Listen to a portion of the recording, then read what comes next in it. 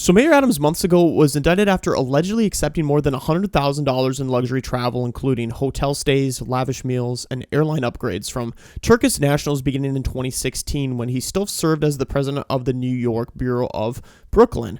U.S. Attorney Damon Williams said this was a multi-year scheme to buy favor with a single New York City politician on the rise. Whether this is true or not, it was convenient timing after he started to call out the Biden administration's disastrous border policies. So let's hear what Mayor Adams has to say to Dr. Phil about this. Why do you think that happened? I think it's a combination of things. And I believe at the tip of it is I was extremely vociferous about what was happening to this city during the migrants and asylum seeker issue.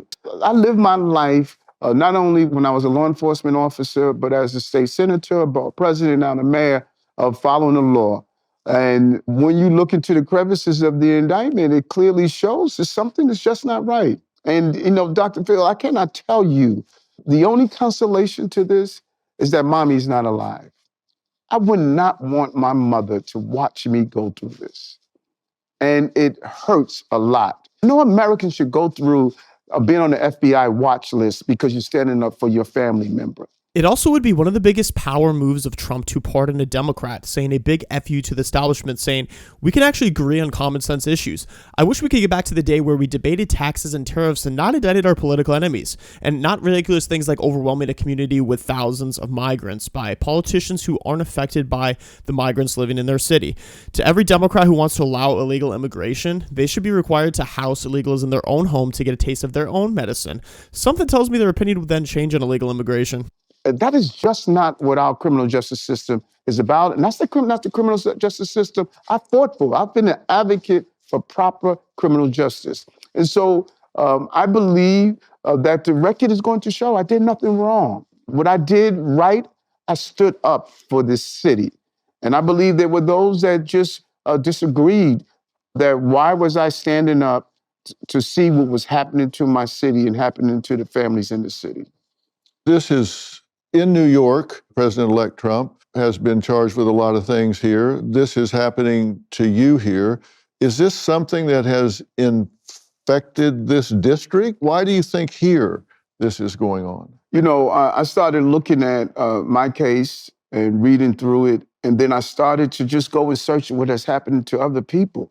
Not only to President-elect Trump, but there are other great patriots that have gone through a difficult period of time. And when you look at the amount of money you have to spend in defending yourself, you saw the leaks that were being slipped out and reported constantly. And as much as we ask the federal government, can you stop leaking this and allow us to have our opportunities to defend ourselves? And it's almost as though you have your hands tied behind your back because you can't talk as much as you want to push back on some of the accusations. But I think this is a national issue that we have to face. I mean, we can reference the Derek Chauvin case where George Floyd was proven to have fentanyl in the system when he died, but mob mentality and woke juries created a false outcome in that case.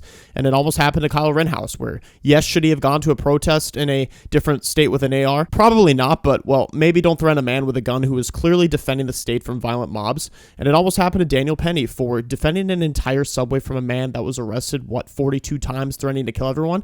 It's this nonstop bullying mentality by the Democrats that really boils my brains, and they make everything about race. The American public is not aware of how I believe we have really abused our criminal justice system.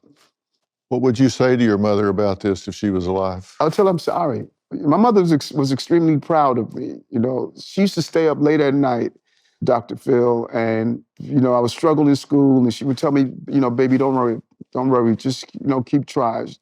And she was proud when I became a police officer. She was proud when I became a state senator and borough president. And she has 6 children. She loved them all, but she adored me. I was her child. And you telling me you were the favorite? I was the favorite, and you know what? They all know it. But it would have broke my heart if if she would have had to live through this. It would have broken me. I'm sorry, too, that this is happening to our country. Our founding fathers didn't intend for this to happen at all, but luckily we do have the checks and balances where we don't live under fascism, a dictatorship.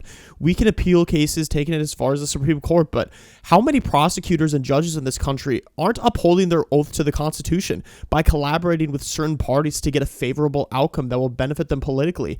That's the true threat on our system.